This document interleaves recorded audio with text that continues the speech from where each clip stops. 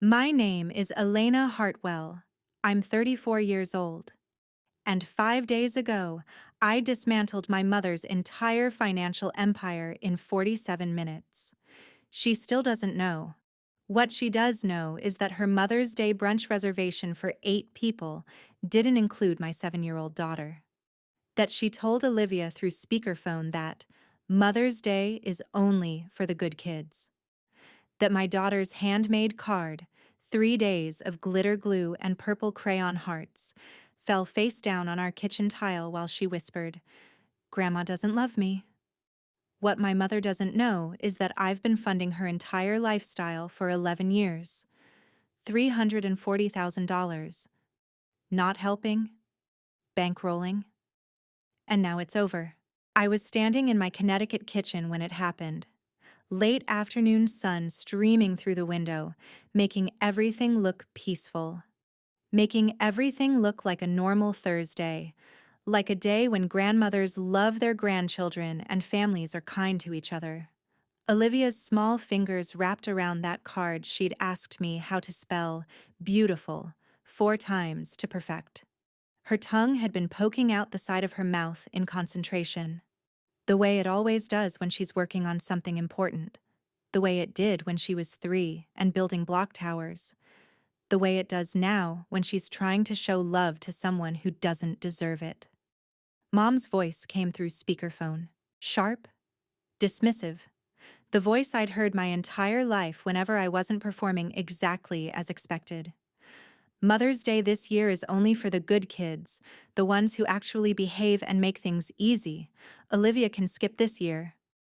The card hit the floor. Single piece of glitter catching the light. Purple.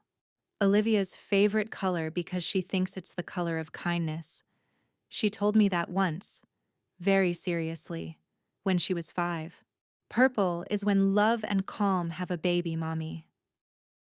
My daughter's face crumpled the way children's faces do when they're trying not to cry in front of adults, when they're trying to be brave, when they're trying to be good enough for people who will never think they're good enough. Bottom lip trembling, eyes shining with tears, cheeks flushing red. Grandma doesn't love me. Something inside me didn't break. It crystallized, diamond hard, unshakable, clear. I picked up the phone, voice calm, steady, every word measured. Understood. I'll handle the arrangements. Mom exhaled in satisfaction. That particular exhale.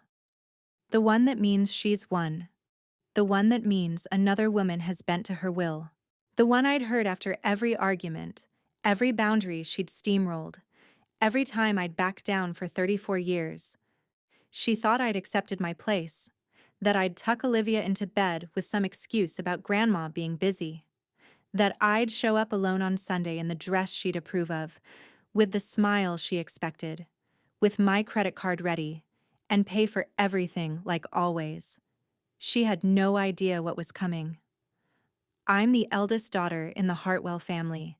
My sister Madison is 29, has 85,000 Instagram followers, calls herself a lifestyle entrepreneur and real estate influencer. Never held a job longer than 6 months, never paid rent on time, never paid for a family dinner in her life, never showed up to anything unless there was a camera involved. She's my mother's favorite. That's not bitterness. That's mathematics. Confirmed in 1,000 small ways over a lifetime. Birthday parties that were different. Mine at the local pizza place with 12 kids. Hers at the country club with a DJ and a photographer. College funds that materialized for one child but not the other. Mine was, "You'll figure it out. You're smart."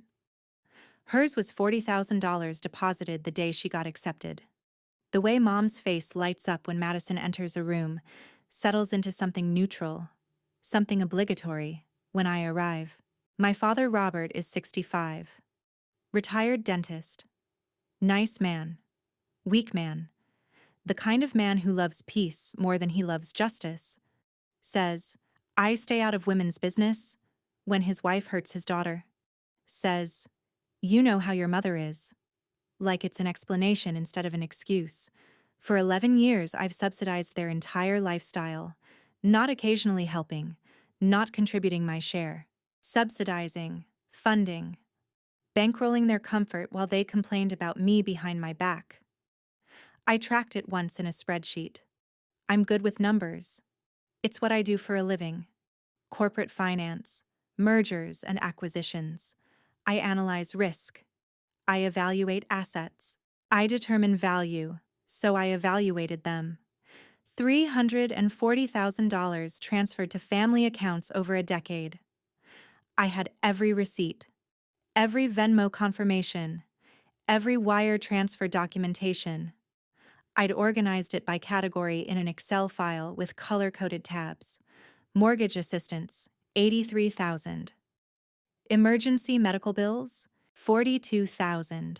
Car repairs and replacements, $31,000. Madison's business investments that never became actual businesses, $67,000. 78 dinners where I was handed the check without discussion, averaging $412 each. 12 vacations where I funded everything, from plane tickets to hotel rooms to every meal. Thank you messages received in 11 years? 0. Not one. Because this wasn't generosity to them. It was obligation. My role in the family structure. The reliable one, the responsible one, the one who makes good money and doesn't cause drama and doesn't make them feel bad about themselves.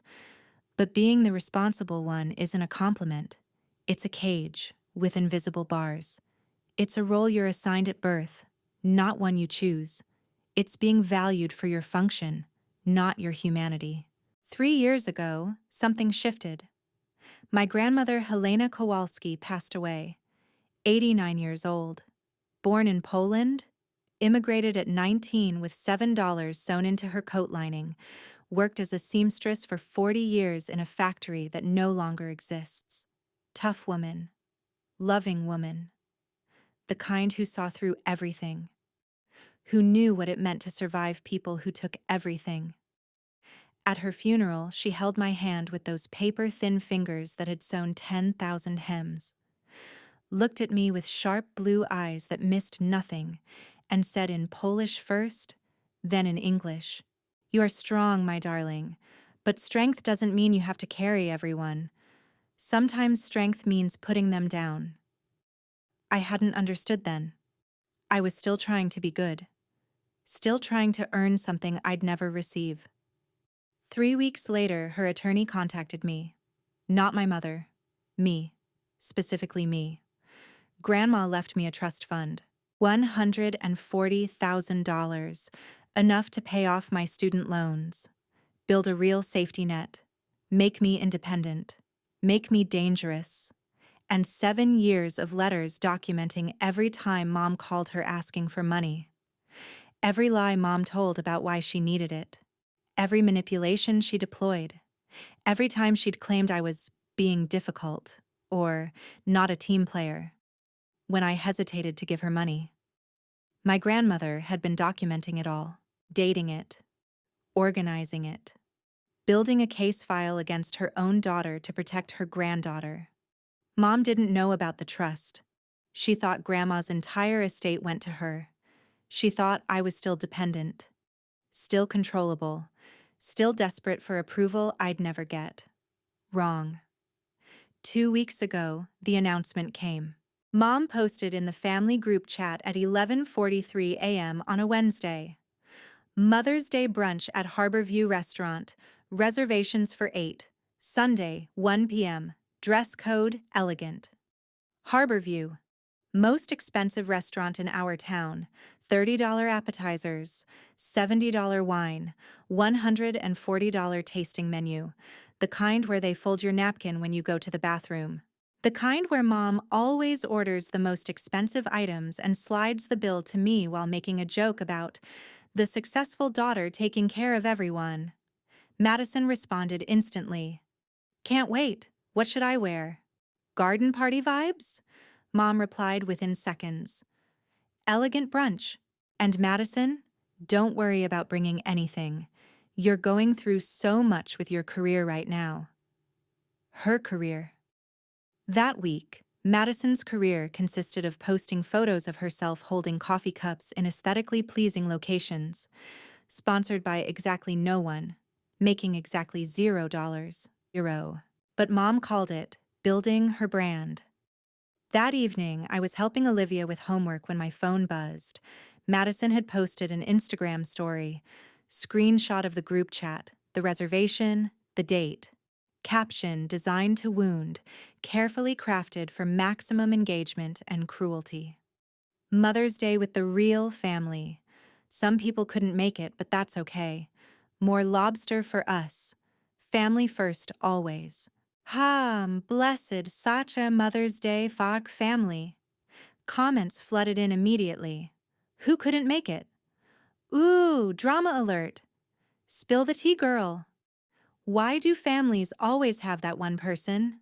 Madison replied to several with practiced casualness. Some people choose to be difficult as usual, but we don't let negative energy ruin our special moments. I stared at that screen, at those words, at my sister turning my exclusion into content for strangers, monetizing my pain for engagement metrics, making my daughter's rejection into entertainment. The guest list was 8 people. Mom, Dad, Madison, Madison's boyfriend Trevor, who worked in a cryptocurrency, 2 aunts, 1 cousin, not Olivia, not my daughter, not my 7-year-old child who'd been excited about Mother's Day for weeks, who'd been planning her card since April, who'd asked me 3 times if Grandma would like the purple hearts or the pink ones better. I called my mother immediately. She answered on the second ring, voice bright and cheerful and completely unconcerned. Elena, did you see the reservation? Isn't it exciting? Mom, the reservation is for 8 people. That's right. A nice, intimate group. You didn't include Olivia? Silence. Then a small laugh. Dismissive. Light. The laugh that means she's about to gaslight me. The laugh that means she's about to make me feel crazy for noticing reality. Well, sweetheart, this is more of an adult occasion. You understand. Olivia is wonderful, but she's at that age where children can be a bit much at nice restaurants. All that sitting still. All that fancy food she wouldn't eat anyway. The crying if she gets bored. She wouldn't enjoy it. We're doing her a favor, really. My daughter looked at me from across the kitchen table. She knew. Children always know when adults are talking about them, when adults are deciding they're not worth including. So, I'm not invited? I said slowly. Of course you're invited. Just, leave Olivia with a sitter. This is Mother's Day. About mothers. An adult celebration. You can celebrate with her another day. Take her for ice cream or something. Olivia made you a card. She's been working on it for 3 days. That's sweet. She can give it to me another time. Or mail it. Then she said it. The sentence that would change everything. The sentence that would cost her $340,000 in future funding. Really, Elena, Mother's Day is only for the good kids, the ones who actually behave and make things easy. Olivia can skip this year. Maybe next year she'll be better behaved. The line went quiet. My ears were ringing. The kitchen felt too bright, too warm, too small. What did you just say? Mom's voice got sharp, irritated. The voice that means she's done pretending to be patient. The voice that means she's annoyed I'm making her explain herself. I said what I said. She's a difficult child. Always has been. Clingy, emotional, dramatic, cries too much, asks too many questions. I can't relax when she's around. So this year she's not invited. End of discussion. Don't make this a thing, Elena. My 7-year-old daughter, sitting 3 feet away with her homework spread on the table, heard every word through speakerphone. Her face went white. Her small hands started shaking around her pencil. A tear fell onto her math worksheet, smudging the number 7 she'd just written. "Grandma doesn't love me," she whispered. Not to me. To herself? Like she was confirming something she'd always suspected. Something inside me went completely, perfectly still. The kind of still that comes right before a decision that changes everything. The kind of still that comes before you burn bridges so thoroughly that not even the foundation stones remain. "I understand," I said to my mother. Voice calm, almost pleasant, almost grateful. "Thank you for clarifying your position. That's very helpful. I appreciate the honesty."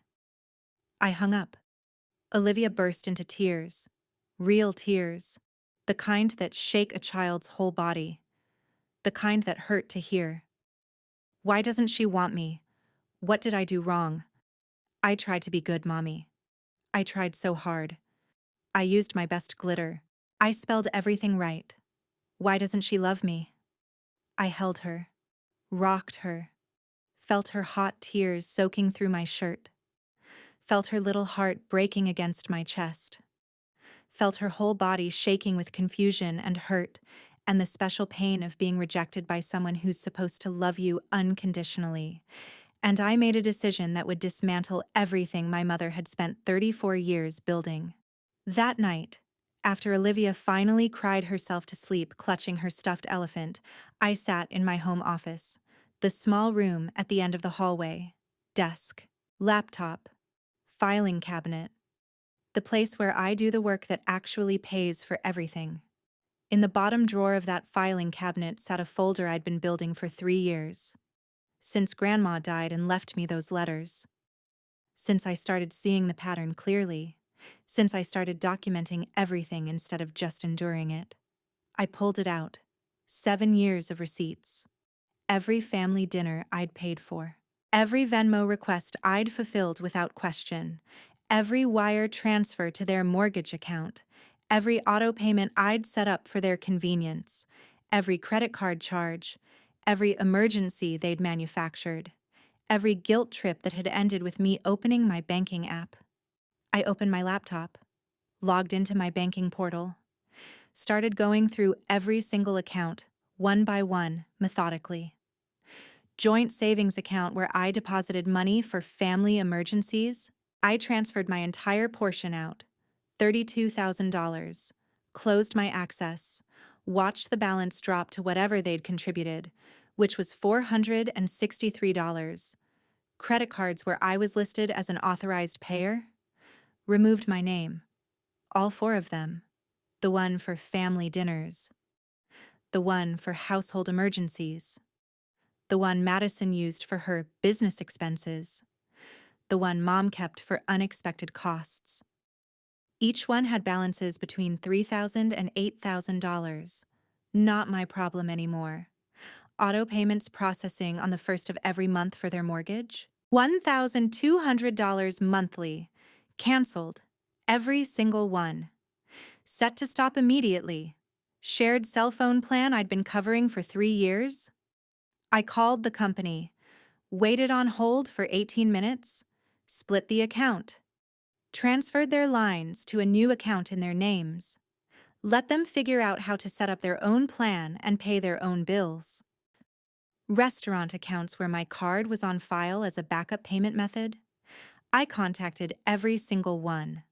Harbor View, the steakhouse downtown, the Italian place by the harbor, the country club where Dad played golf on my membership. All 7 establishments where they'd listed me as the financial guarantee. Removed my information, updated every file, made sure my name was scrubbed from every system. It took 47 minutes to dismantle 34 years of financial entanglement. 47 minutes to close every door they'd walked through without permission. 47 minutes to build a wall they couldn't climb. Then I did something else. Something that would protect me legally. I called Sarah Chen, family attorney who specializes in financial abuse cases. I'd met her 2 years ago at a professional networking event.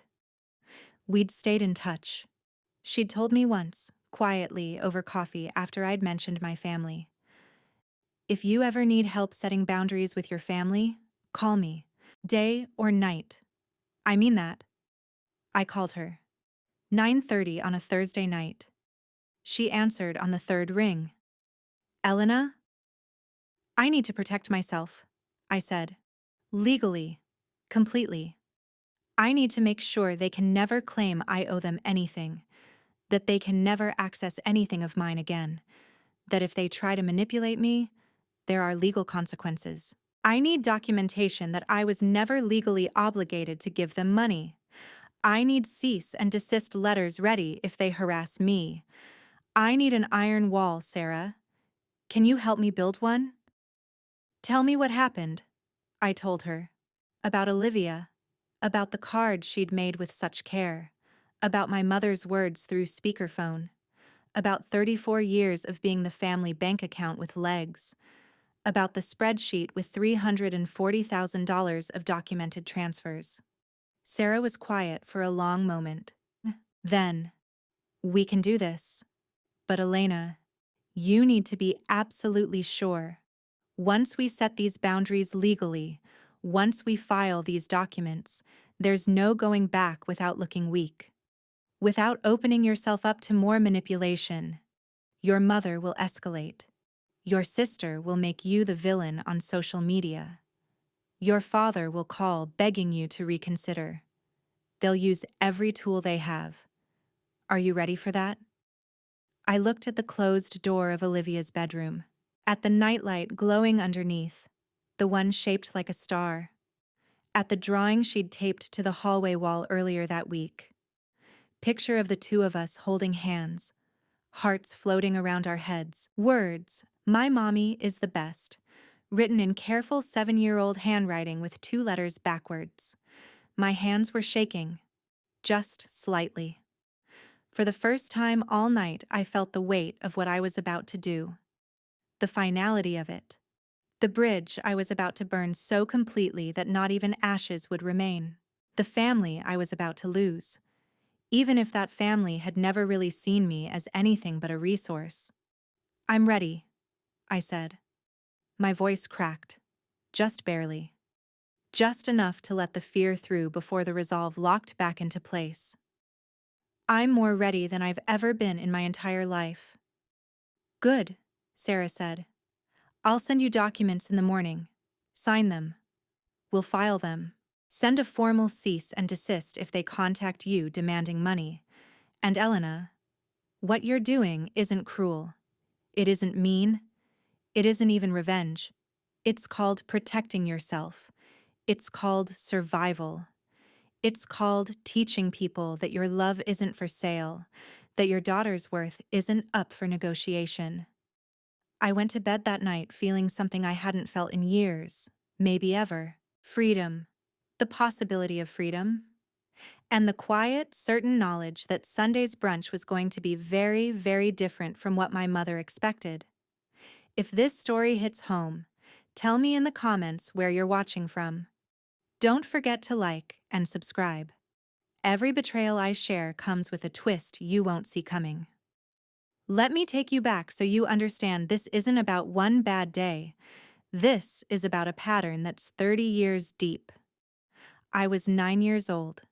Madison was 4. My birthday fell on a Saturday that year. I remember because I'd been counting down for weeks. Kids do that. They count down to birthdays like they're counting down to Christmas. I'd asked for one thing. Just one thing. A party at the roller rink. Not a huge party. Just a few friends from school. Pizza. Arcade games. Skating. The normal kind of birthday a normal 9-year-old has. Mom said, "We'll see." We'll see. In Patricia Hartwell's vocabulary means no, but I'm not going to say no directly because that would make me look bad to you and to myself. My birthday came. Saturday morning. I woke up early, excited, wearing my favorite dress, the purple one with the white flowers. Came downstairs expecting something. Balloons maybe. Streamers. The kind of decorations that say, "Someone thought about you." There was a grocery store sheet cake on the kitchen counter. White frosting. "Happy birthday, Elena," written in blue gel icing by whoever was working the bakery counter that morning.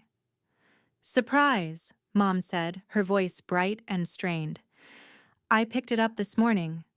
Dad handed me a card, the kind you buy in a 4-pack from the drugstore. It said, "Love, Mom and Dad," but the signature was only in Dad's handwriting. Mom hadn't even signed it herself. "Where's the party?" I asked, still hoping, still believing. Mom looked at me like I'd asked for a private jet to Paris. "Party? Honey, we didn't discuss a party." "But I asked. I asked about the roller rink 2 months ago. And I said we'd see. Well, I saw our budget, and we can't afford that kind of thing right now. But we have cake. That's special, isn't it?" I was 9. I didn't understand money yet. Didn't understand budgets or priorities. I just understood that I'd asked for something and been told it wasn't worth it. That I wasn't worth it. We ate cake. Just the 4 of us at the kitchen table. Madison got frosting all over her face, and Mom laughed and took pictures.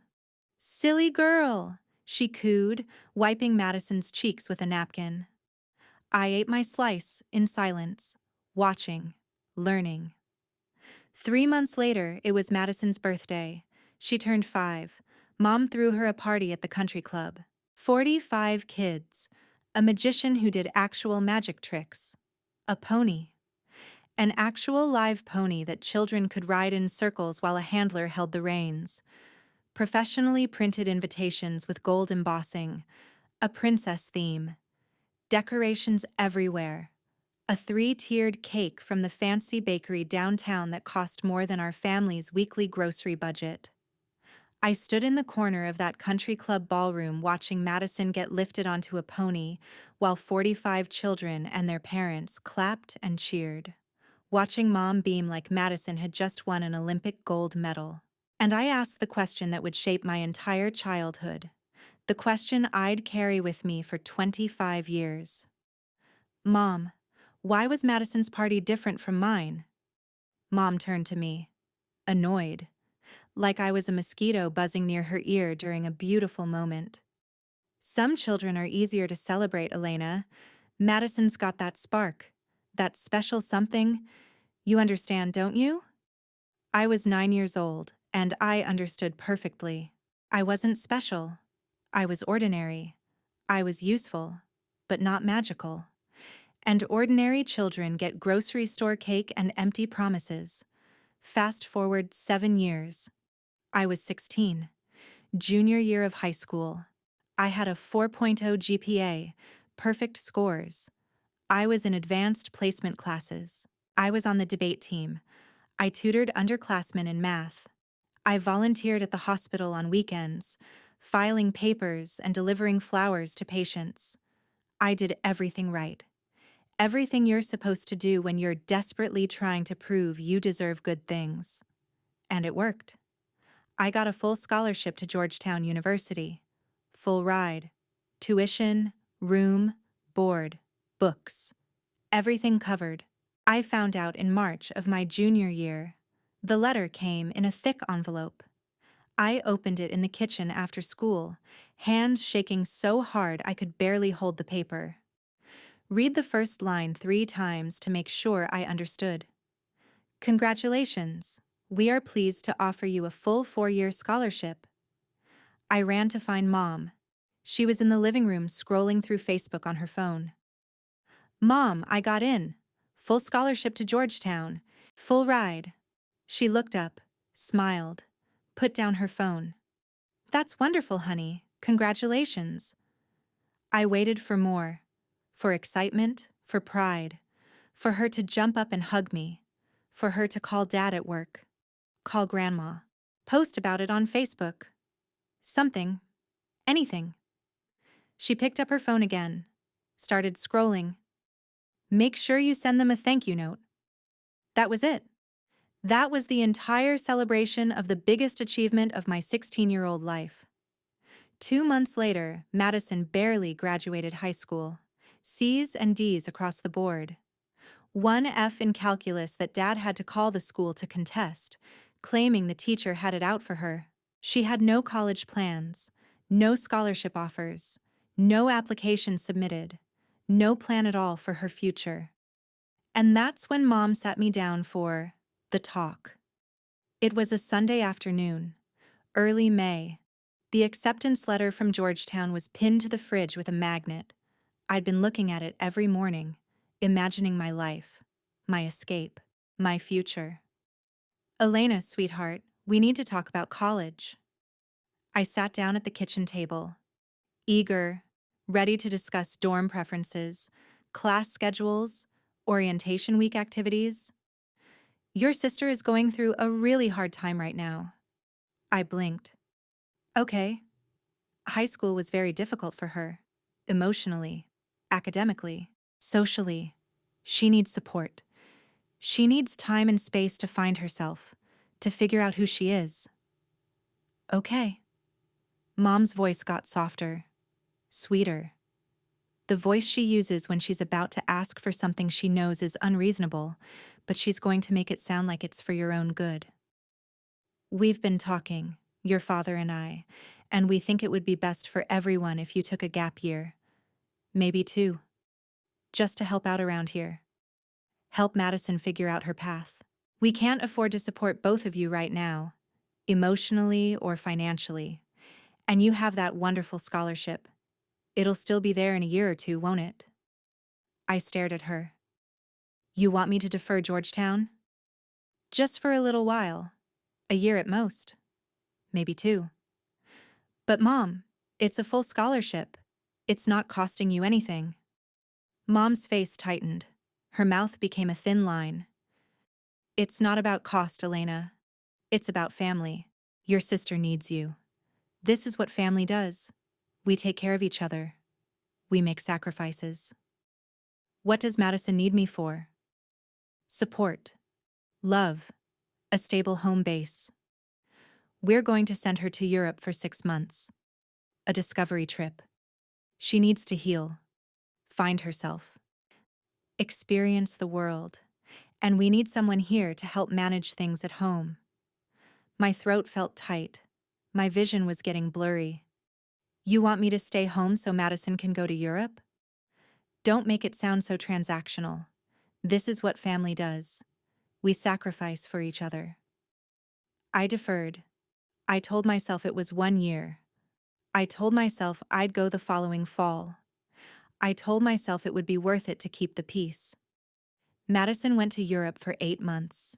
Ate pasta in Rome, went to nightclubs in Barcelona, posted photos on social media with captions about finding herself and living her truth. I went to community college at night, worked double shifts at the hospital during the day, filing papers, cleaning equipment, mopping floors, whatever they needed. 1 year became 2. 2 became 3. I finally went to business school when I was 22. Not Georgetown, a state school, a good school, just not the dream. Madison came back from Europe after 8 months, moved into an apartment Dad paid for, and started a wellness blog that made 0 income. Nobody ever said thank you for those 3 years. Nobody even acknowledged they'd happened. Grandma Helena died on a Tuesday. I visited her every day in hospice. The day before she died, she squeezed my hand. You are always the strong one, but strength doesn't mean you have to carry everyone. I don't know how to stop. When you're ready, you'll learn. She died the next morning. I was holding her hand. At the reception, one of her friends pulled me aside. Your Babsia left you something, she said. Make sure Elena knows that I saw everything. 3 weeks later, Grandma's attorney called me, not my mother. Miss Hartwell, your grandmother left you a trust fund and a sealed envelope. The trust was $140,000, enough to be independent. But the envelope changed everything. Letters, dozens of them, 7 years of documentation. Each one recorded a phone call from my mother asking for money. Each one noted the lies Mom told. March 14th, Patricia asked for $15,000, said Elena needed surgery, Called Elena after. No surgery. Patricia bought new car. July 22nd. Patricia called crying. Said family losing house. Drove past house. Saw contractors installing new pool. The last letter was written days before hospice. My darling Elena, your mother has something broken inside her. She doesn't see you. She sees what you can provide. The trust fund is yours. Don't tell her. Promise me. You deserve a life that isn't about paying for theirs. I love you, Babsia. I cried for 20 minutes in that attorney's office. I walked out with proof. Evidence, documentation that I wasn't crazy. The trust changed things quietly. I stopped being quite so available. Started saying, I need to check my budget, instead of immediately transferring money. The pressure increased. 6 months ago, requests got more demanding. Mom started showing up at my apartment, using Olivia as leverage. If you really loved your daughter, you'd make sure she has a relationship with her grandmother. Then I got promoted. Director-level position. 20% salary increase. Within a week, Mom needed $8,000 for Madison's business investment. Designer handbags made from sustainable materials. She just needs initial capital. You have the money now. I hesitated. First time ever. I need to think about it. Mom's voice went cold. Think about what? Whether this is a good investment. This is family. We don't talk about family like it's a business transaction. You're literally asking me to invest in a business. Her voice got quiet. Dangerous. I didn't raise you to be selfish. Your sister has potential. You're just reliable. That's your role, Elena. Some people are stars. Some people support the stars. Accept it. She hung up. Reliable. That's your role. And then came Mother's Day, and Olivia's tears, and my mother saying, only for the good kids. I wasn't scared anymore. That Thursday night, I created a new email account. Started forwarding my self-evidence. Every demanding text, every guilt-trip voicemail, 7 years of digital breadcrumbs. I created a spreadsheet. Date, amount, reason given, $340,000, 118 transactions, 42 highlighted entries where they lied. I printed it, 14 pages. Then I wrote a letter to myself, documenting why I was doing this, what led here, what I hoped would happen, insurance, accountability. Proof this wasn't rash anger. This was strategic self-preservation. And then I waited for Sunday. The text came at 7:15 a.m. Mom in the group chat, confirming reservation at Harbor View for 8 people, Sunday 1 p.m., arrive on time, elegant garden party dress code. Madison, heart emojis. Can't wait, Mom. I didn't reply. At 9:30, Mom called. Voicemail. Just making sure you got the message. Call me back. I didn't. At 2:15, I answered. I'm at work, Mom. Are you coming Sunday? I'm not sure yet. Confused silence. What do you mean? I mean, I need to think about it. It's Mother's Day. You don't think about Mother's Day. I have Olivia to consider. So get a sitter. Olivia wanted to come. Mom laughed. We discussed this. She's too young. Madison was younger when she started coming to family events. Long, cold silence. Madison was different. How? Elena, I don't have time for this. Are you coming or not? I'll let you know. You'll let me know? It's Friday. Then the answer is no. I could hear her breathing. Fast. Angry. If you don't come, everyone will know that you're difficult, selfish, that you care more about being right than about family. I closed my eyes. Okay. Everyone can know. I'm not coming. I hung up. My hands were shaking, but underneath the adrenaline there was clarity. 17 missed calls when I woke up. Mom, Dad, Madison, relatives. I turned off my phone, made pancakes, put on Disney. Are they mad? Olivia asked. Probably. At us? At me? Because we're not going? Yeah. Good. Good. My 7-year-old said good. We went to the aquarium. 4 hours. Jellyfish. Sharks. Penguins. Olivia held my hand the whole time. At the penguin exhibit, she looked up. Are we going to be okay? I kneeled down. We're going to be better than okay. I promise. I turned my phone back on. 29 messages. Didn't read them. Instead, I double-checked my banking app. Every canceled payment. Every removed authorization. All confirmed. All done. At 4 p.m., Madison posted an Instagram story. Champagne glass. Caption. T-minus 21 hours until the best Mother's Day ever. Some people couldn't make it, but honestly, more lobster for us. Comments flooded in. Who couldn't make it? Drama alert. Spill. Madison replied, some people being difficult as usual. I screenshot everything. Added it to my evidence folder. Dad called at 6:45. First time Dad called directly. Elena, we need to talk. Okay. Your mother is very upset.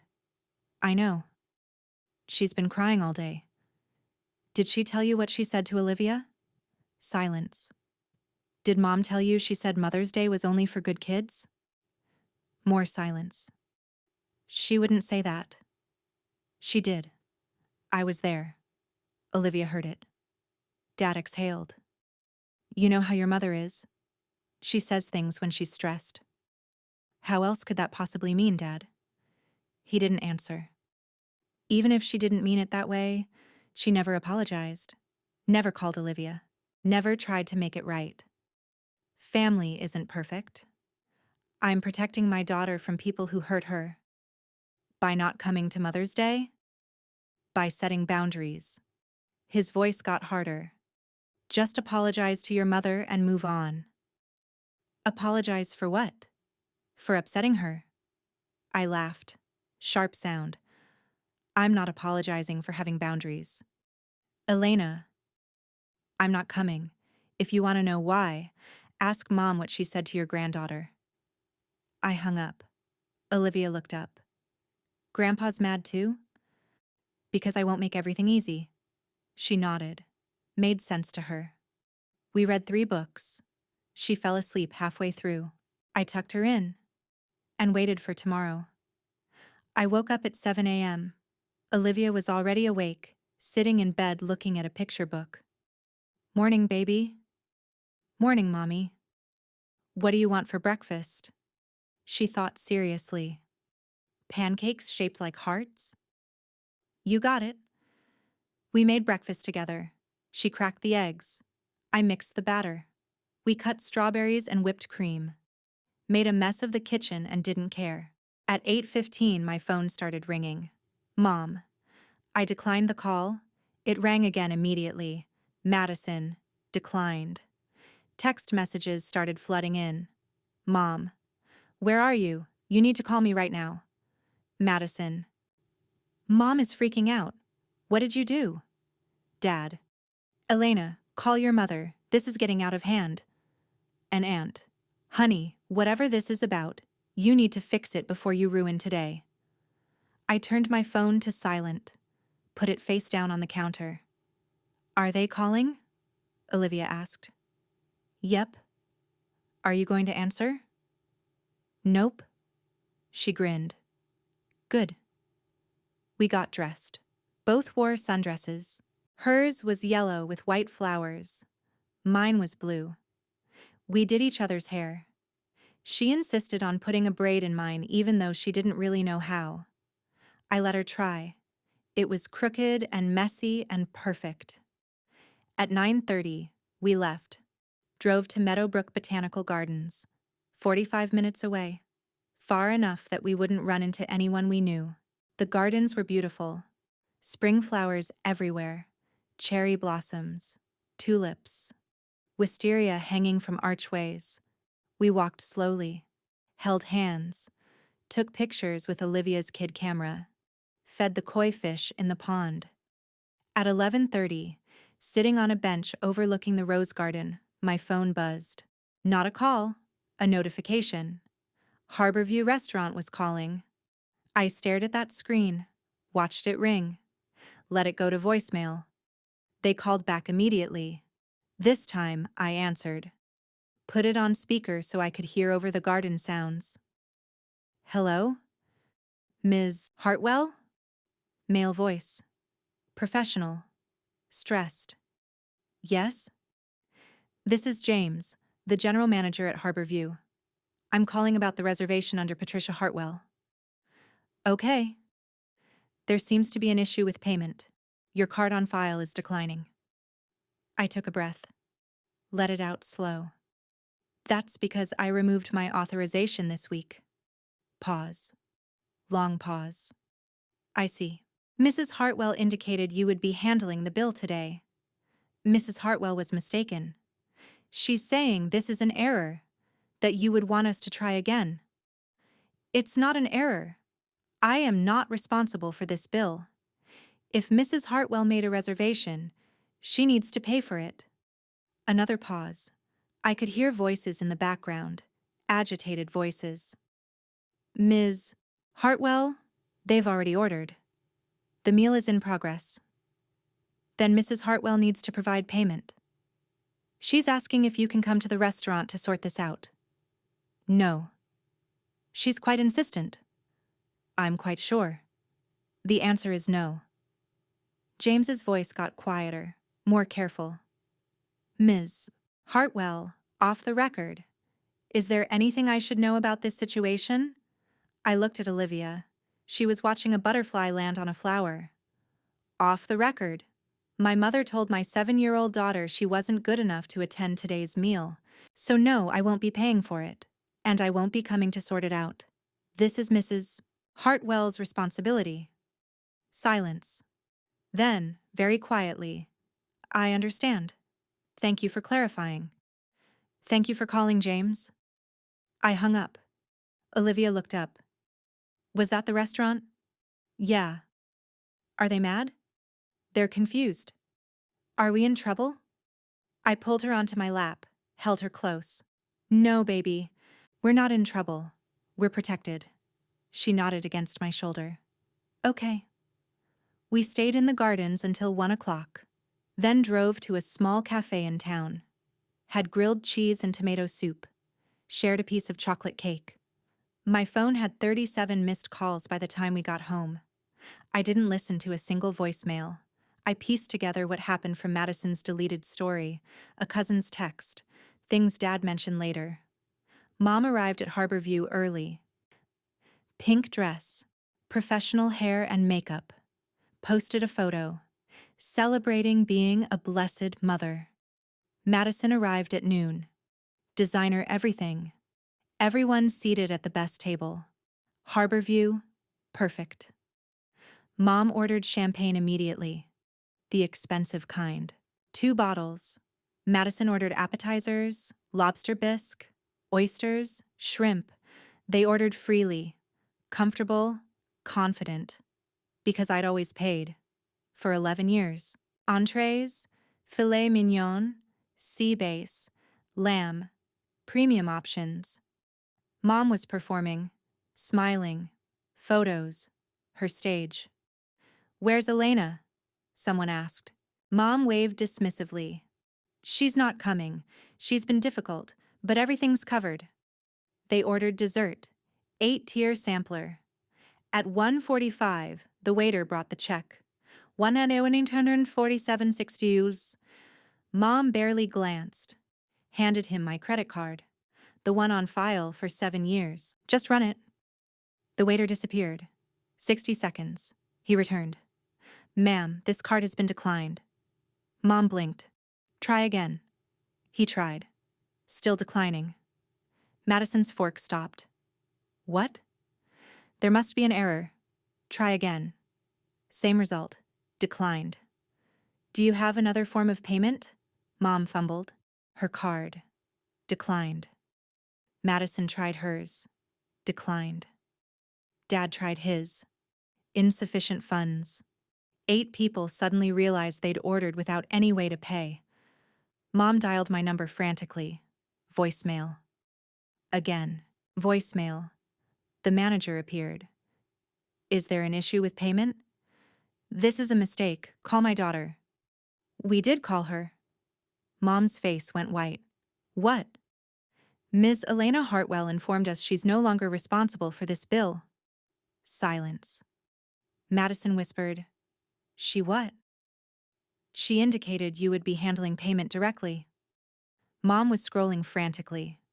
Every card, declined, declined, declined. An aunt. Patricia, what's going on? Elena's done something. She's frozen everything. Why would she? Madison was reading her phone, horror spreading across her face. Mom, did you tell Olivia she couldn't come today? Silence. Did you tell a 7-year-old that Mother's Day was only for good kids? The table erupted. You said what? To Olivia? Patricia. An aunt pushed back. I'm not part of this. People stood, distancing themselves. We need to resolve payment, the manager said. $1,847. Dad had 2 cards left. One declined. One processed $1,200. Maxed out. They went to the ATM. All of them. Cash for the remaining $600. Other diners recorded on phones. Mom stood in the parking lot, mascara running, hands shaking. She called me one more time. This time, I answered. 3:15 p.m. Mom's call came through. Olivia was napping on the couch. I answered on speaker. Voice neutral. Hello? Mom's voice was wrecked, shaking. What did you do? I removed my financial authorization from all family accounts. You humiliated us, in front of everyone, at a restaurant, on Mother's Day. You humiliated yourself when you told my daughter she wasn't good enough. That's not what I said? That's exactly what you said. I could hear her breathing. Fast. Panicked. Elena, you can't do this. We're family. Family doesn't exclude 7-year-olds for not being good enough. This is financial abuse? I almost laughed. You're accusing me of financial abuse? You're cutting us off. I'm cutting me off. From you. There's a difference. We need you. You need my money. Not the same thing. Long silence. Then she said it. Please, I'm sorry. I'm so sorry. But her voice wasn't sorry. It was desperate. Sorry that you hurt Olivia? Or sorry that your card declined? She didn't answer. That's what I thought. Mom, I'm not punishing you. I'm protecting myself. And my daughter. From people who only value us when we're useful. That's not true. It's been true for 34 years. I just finally stopped pretending. We can fix this. We can talk. Just unfreeze the accounts. No, the accounts are closed. The authorizations are revoked. This is permanent. Real crying now. The kind that happens when someone realizes they've lost something forever. What about Madison, your father? They can figure it out, like adults do. Elena. Mom, if you want a relationship with Olivia and me, it starts with a real apology. Not an explanation. Not an, I'm sorry you feel that way. A real apology that acknowledges what you did wrong. I'm apologizing now. No, you're panicking because your money is gone. When you're ready to actually apologize, to actually acknowledge that you treated me like an ATM for decades and hurt my daughter, then we can talk. But not about money. Ever again. You're destroying this family. I'm saving mine. I hung up. My hands were steady, my breath even. And for the first time in my life, I felt completely free. First week was chaos for them, peace for us. Monday morning, 43 texts in the family group chat. I'd muted it. Dad, we need a family meeting. Madison, I can't pay my rent. Mom, your father's blood pressure is through the roof. I hope you're happy. I didn't respond. Called Sarah Chen instead. I need to send a formal cease and desist letter. Financial harassment, guilt manipulation, any contact that isn't a genuine apology. The letter went out Tuesday. Legal language, clear boundaries. Wednesday, Madison called from a different number. Why aren't you answering? Because I'm done being the family bank. I'm going to get evicted. Then get a job. I have a job. Posting coffee photos isn't a job. Silence. You're smart. You're capable. You can work. She was crying. I don't know how.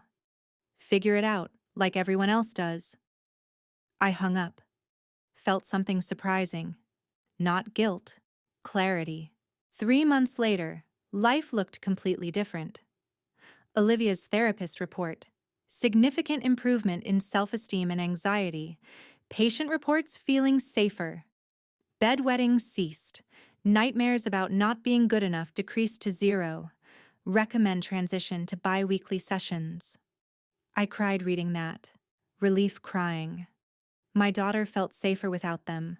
Work improved. Without constant drama, I was sharper. Completed a major project early. Got executive recognition. My boss. Whatever you're doing differently, keep doing it. You seem lighter. I set some boundaries. She smiled. Good boundaries change everything.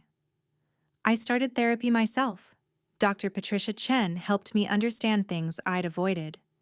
You weren't the problem. You were the solution they kept exploiting. I let them.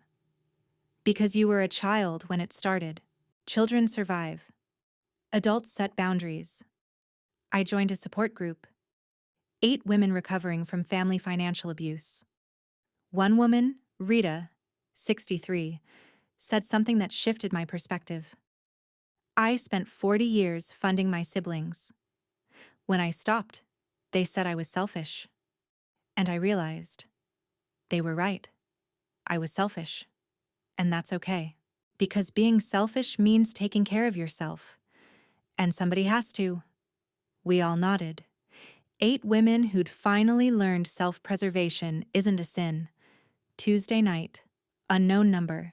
Text message. Elena, it's Madison. Not asking for money. Not asking for anything. I just wanted you to know something. I got my first paycheck yesterday. Real paycheck. And when I saw the amount after taxes, I understood. I understood why you were tired, what I was asking every time I said just this once. I'm sorry, really sorry. I didn't see you. I just saw someone who had more. But that's not fair. I'm not asking you to forgive me. Just wanted you to know I finally get it. And Olivia didn't deserve what Mom said. Neither did you. I stared at that message for 10 minutes, then typed back carefully. Thank you. It means more than you know. I'm not ready to rebuild yet, but maybe someday. 3 dots. Disappeared. Appeared. That's fair. Take your time. It wasn't forgiveness, but it wasn't hatred. It was possibility. 6 months later, Thanksgiving approaching, Olivia asked at breakfast, "Are we going to Grandma's?" "No, we're doing something different." "Good. Can we invite Miss Sarah? And Dr. Chen?" "You want them at Thanksgiving?" "They're nice to us." "They are." "Then they can be our family." I sent invitations. Sarah Chen, Dr. Chen, Rita from support group, 3 others, 2 colleagues, 8 women and 4 kids. Chosen family. Day before Thanksgiving, doorbell rang. Unexpected. I opened it. Mom. She looked different. Older, smaller, no makeup, jeans, plain sweater, holding a small box wrapped in newspaper. I shouldn't just show up. But I wanted to give this to Olivia and tell you something. You can say it from here. Her eyes filled. I'm sorry. So sorry. Not sorry you cut me off. Sorry that I hurt you. Sorry I hurt Olivia. Sorry I made you feel valuable only when you were useful. Voice cracked. Started over. I was wrong. About everything. The favoritism. Taking your money. Excluding Olivia. All of it. I waited. I don't expect forgiveness. I just needed you to hear that I know what I did. And you deserved better. You deserved a mother who saw you, who loved you without conditions, who protected you instead of using you. A tear ran down her cheek. I'm in therapy, working on myself, and I wanted you to know. Thank you for saying that. It matters. Can I see Olivia? Not yet. Mom nodded. Okay. If you want to be in our lives, it has to be different. Real. No money. No guilt. Just respect. I understand. I need to see proof, not words. Action. Over time. How long? I don't know. As long as it takes. Mom handed me the box. This is for Olivia, your grandmother's recipe book. Helena wanted her to have it. My throat tightened. Thank you. Mom turned to leave. Turned back. Elena? Yeah? You're a better mother than I ever was. Olivia's lucky. She walked away before I could respond. I closed the door. Leaned against it. Felt something I hadn't felt in months. Not forgiveness yet, but maybe the beginning. Thanksgiving morning. Bright and cold. Olivia woke early. Is today the friend party? Friendsgiving. Yes. I'm wearing my fancy dress. Yellow dress with white flowers. The one from Mother's Day. But this time she wore it because she wanted to. People arrived at noon. Sarah brought wine and rolls. Dr. Chen brought pie. Rita brought casserole. Colleagues brought flowers. 8 women. 4 kids. No assigned seats. No performance required. Just people who chose to be there. At 2 p.m. I stood at the table head. Thank you for being here. Thank you for being family that's chosen, not obligated. Thank you for showing my daughter what healthy relationships look like. Sarah raised her glass. To chosen family. Everyone echoed. Olivia looked around. I'm thankful for Mommy. And for all of you. And for not being sad anymore. My eyes filled. Good tears. Rita smiled at me, mouthed, "You did it." And I realized she was right. I'd spent 34 years trying to earn love from people who only valued what I could give. I was done auditioning for my own family. It's been a year since that Mother's Day. Olivia is thriving, confident, outspoken. Her teacher says she's really come into herself. She's not carrying my trauma anymore. Madison and I text occasionally, updates about life. She's still at the dental office, dating someone, not asking for money, just existing alongside me. Dad and I had coffee once. Awkward, but he apologized, said he should have protected me better. Mom and I see each other once a month. Supervised visits with Olivia. She brings small, thoughtful gifts. She's trying. Trying doesn't erase 34 years. But it's a start. We don't talk about money. Ever. If she brings it up, the visit ends. She hasn't brought it up once. I got another promotion. Executive director. Corner office. Bought a house. Not huge. Just mine. With a yard for Olivia. With a garden where I planted vegetables my grandmother grew. Last week, Olivia asked if we could host Thanksgiving again. Can we invite Grandma? I paused. Do you want to? She thought. I think so. But only if she's nice. Fair enough. Maybe this Thanksgiving. One more person at the table. Maybe not. Either way, we'll be okay. Because here's what I learned. Love isn't supposed to cost you your peace. Family isn't supposed to be a debt you can never repay. The best revenge isn't cruelty, isn't even justice. It's living a life so full, so whole, so unapologetically yours that you forget you were ever fighting at all.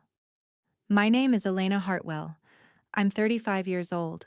And this is the year I stopped being invisible. I chose myself. I chose my daughter. I chose peace over performance and self-respect over approval. And if you're listening, wondering if you're allowed to do the same, you are. You're allowed to set boundaries. Protect yourself. Close your wallet and open your life to people who see you, not what you can give. Family is supposed to be safe. If it's not, you're allowed to build a new one. It's not selfish. It's survival. You deserve to survive. You deserve to thrive. If you've ever felt invisible, valued only for what you could provide, I want you to know something. You're not alone. You're not wrong. And you're not trapped.